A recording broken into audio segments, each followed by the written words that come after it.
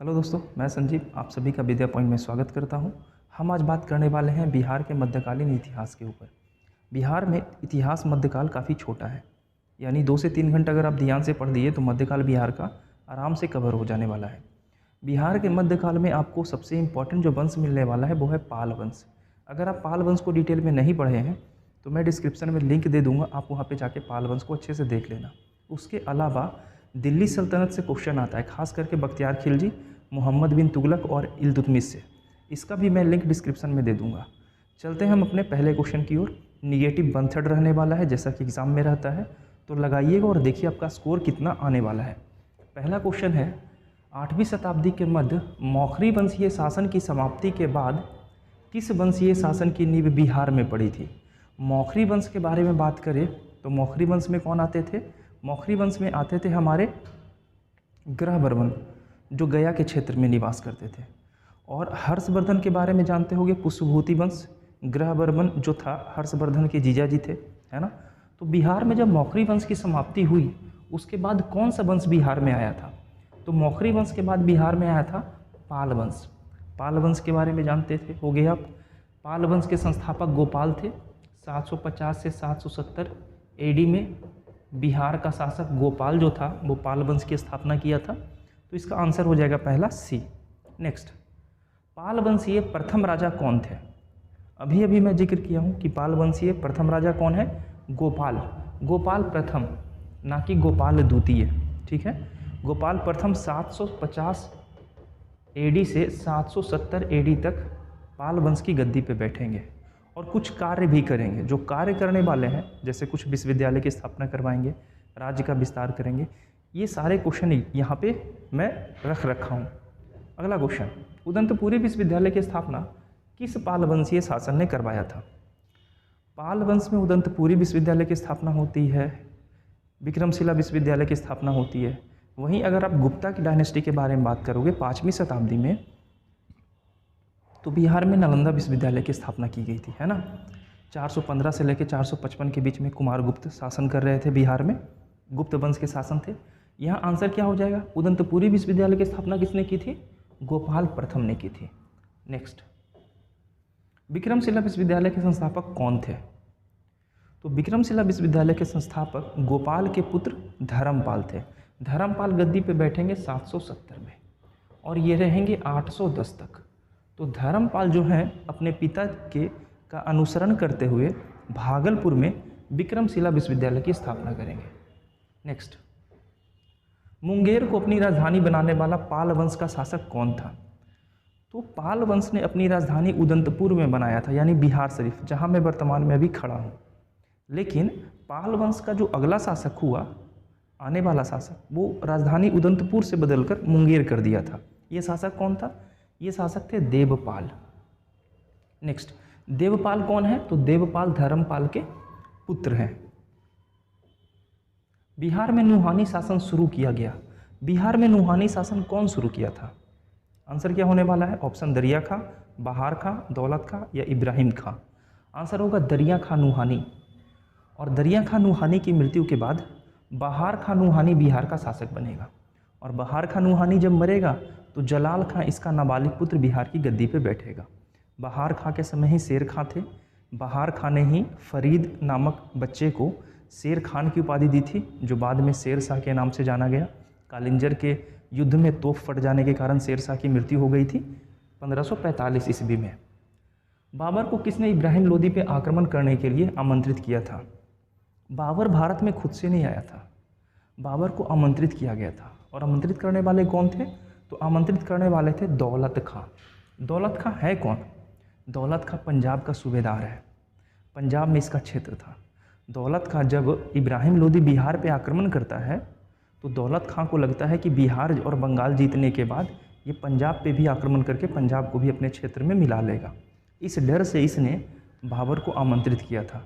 और बाबर आकर 1526 के समय पानीपत का युद्ध लड़ेगा और इब्राहिम लोदी को उस युद्ध में पराजित कर देगा और मुगल वंश की स्थापना करेगा, है ना।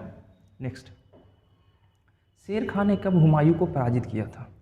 अच्छा, हुमायूं को पराजित किया था किस युद्ध में?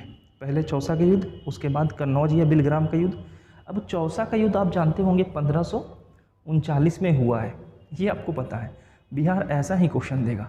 अब आप एग्जैक्ट डेट बताओ कि कब हुआ था, और अगर आप जानते हो तभी आप इसको अटेम्प्ट लेना, अदरवाइज 1/3 निगेटिव है। और हाँ, अगर लाइक नहीं किए हो तो कर दो आप लोग।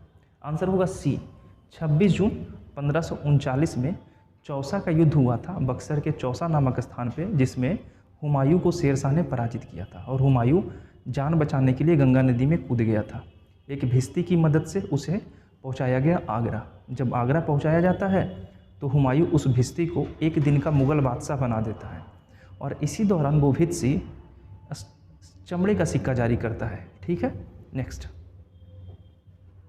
शेर खान ने कब हिंदुस्तान का बादशाह के रूप में राज अभिषेक करवाया था? तो शेर खान तो पहला युद्ध लड़ेगा कौन? चौसा का। कब लड़ेगा? 26 जून 1939 को। दूसरा युद्ध ये लड़ेगा कौन? कन्नौज या बिलग्राम का। कब? 1539। ये 1900 नहीं होगा, 1500 होगा।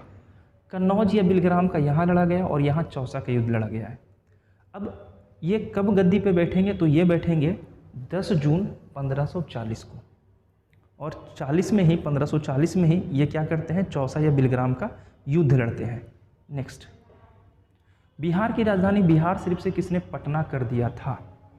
यानी बिहार शरीफ की राजधानी पहले बिहार शरीफ थी, बिहार की राजधानी यानी उदंतपुर गोपाल ने बनवाया था। बाद में इस राजधानी को परिवर्तित करके पटना ले जाया गया और पाटलिपुत्र कहा जाने लगा, और वर्तमान तक अभी भी बिहार की राजधानी पटना ही है। तो किसने बनाया था? तो ये बनाया था शेरशाह ने। आंसर क्या होगा? सी। नेक्स्ट, बिहार में पाल युग में कांस्य से निर्मित मूर्ति का एक उन्नत शैली का विकास हुआ था। इस उन्नत शैली के निर्माण में निर्णायक योगदान किनका है? ये सबसे इम्पॉर्टेंट आदमी है। ठीक है, अगर आप लोग बीपीएससी के बारे में जानना चाहते हो तो मेरा ऑफलाइन बैच भी चलता है बिहार शरीफ एतबारी बाज़ार के पास। आप आके क्लासेस अच्छे से कर सकते हो। जितना हो सकेगा मैं आपका सपोर्ट करने वाला हूँ। इसका आंसर हो जाएगा धीमन और बिठपाल। ठीक है, नेक्स्ट चलते हैं, अगला क्वेश्चन। पालकालीन कलाकार धीमन एवं बिठपाल कहाँ के थे? धीमन और बिठपाल कहाँ के निवासी थे? पाटलिपुत्र, नालंदा, चंपा या वैशाली? और ये क्वेश्चन बीपीएससी में पूछा गया है। 68th बीपीएससी में ये क्वेश्चन पूछा गया है। तो कौन होंगे? कहाँ के? नालंदा के थे। नेक्स्ट, चित्रित पांडुलिपि अष्ट सहस्रिक, प्रज्ञा परमित और पंच रक्ष किस युग के थे? तो अभी हम कौन सा युग पढ़ रहे हैं? पाल काल पढ़ रहे हैं। पाल काल कौन सी शताब्दी में थी? तो पाल काल 8वीं से लेकर 9वीं शताब्दी में थी। तो हमारा क्या हो जाएगा आंसर? पाल युग हो जाएगा। ठीक है, नेक्स्ट, पालकालीन चित्रकला का भित्ति चित्र कहाँ से प्राप्त हुआ है? भित्ति चित्र आप बिहार में अगर बीपीएससी की तैयारी अगर कर रहे हैं तो आपको पता होगा कि कला से क्वेश्चन पूछता है। मौर्य कला, पटना कला, मधुबनी पेंटिंग, है ना, और पाल कला, यहाँ से क्वेश्चन पूछता है। यहाँ भित्ति चित्र के बारे में जानते होगे, अर्पिन चित्र के बारे में जानते होगे, कोहबर चित्र के बारे में जानते होगे। तो यहाँ भित्ति चित्र कहाँ से मिला है? तो इसका आंसर हो जाएगा नालंदा। नेक्स्ट, बिहार के प्रारंभिक तुर्क गतिविधि के संदर्भ में महत्वपूर्ण जानकारी के प्रमुख स्रोत, यानी तुर्कों ने बिहार पे सबसे पहले आक्रमण किया था कब? 1197 में। ठीक है, और ये स्रोत कौन सा ऐसा सोर्स है जिससे ये पता चलता है? तो ये सोर्स है तबकाते नासरी। ठीक है, अब हमें ये बताना आप हमें कमेंट में बताना कि तबकाते नासरी के लेखक कौन है। नेक्स्ट, पाल काल में श्रीनगर भुक्ति किसे कहा जाता था? किस क्षेत्र को श्रीनगर भुक्ति कहा जाता था? विदेह, अंग, वैशाली या मगध? इसका आंसर क्या हो जाएगा? श्रीनगर भुक्ति कहा जाता था मगध के क्षेत्र को। नेक्स्ट, तिरहुत में फिरोज तुगलक के किस वंश का शासन आरंभ करवाया था?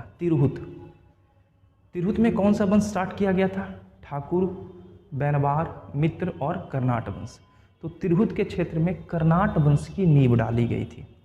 नेक्स्ट, आई होप कि आपका सारा क्वेश्चन सही ही जा रहा होगा। अगर एक एक दो क्वेश्चन ऊपर नीचे हो भी रहा है तो मैं वीडियो का लिंक दे दूंगा डिस्क्रिप्शन में, आप वीडियो अच्छे से देख लेना, सारा का सारा क्वेश्चन आपका कवर हो जाएगा।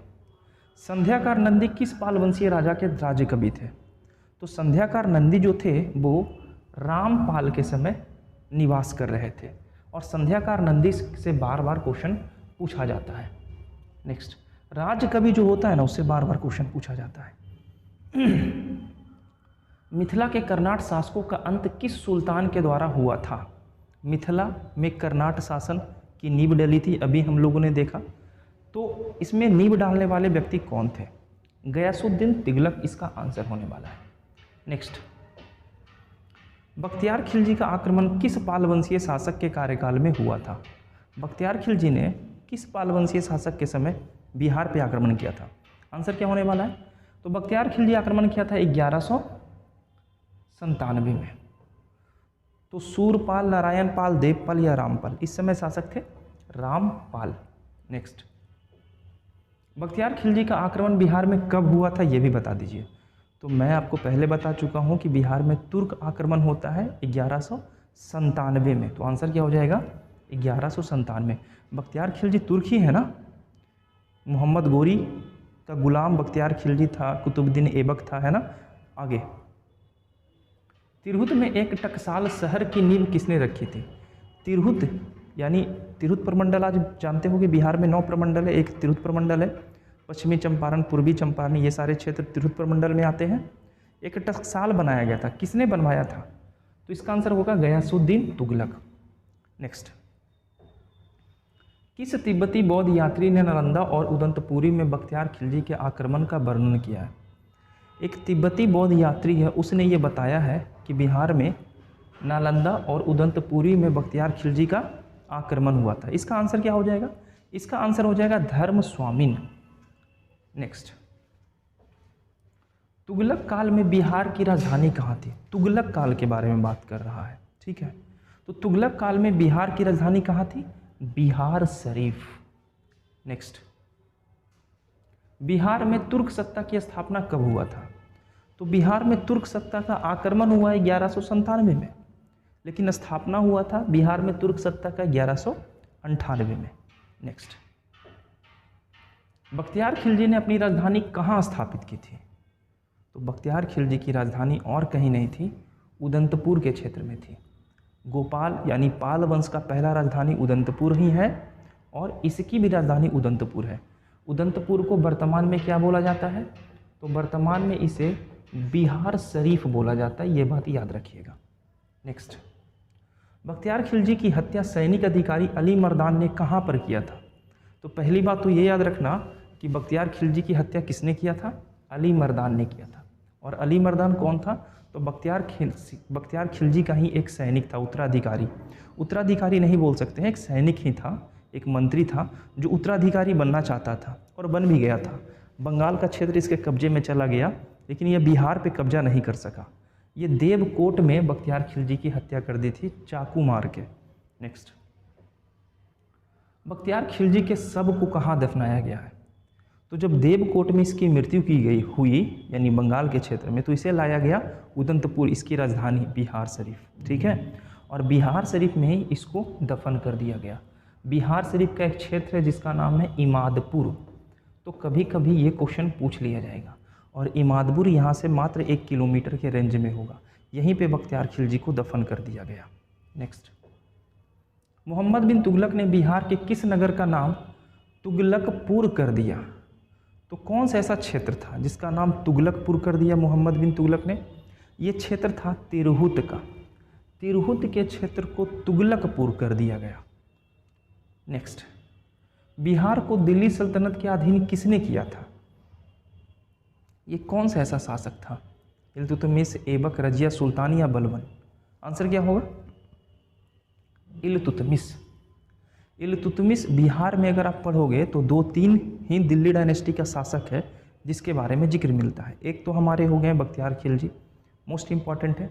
इसके बाद होते हैं इल्तुतमिश, बस। और थोड़ा सा पढ़ना पड़ेगा आपको बलबन के बारे में। बलबन चिहलगानी प्रथा का एक सदस्य था।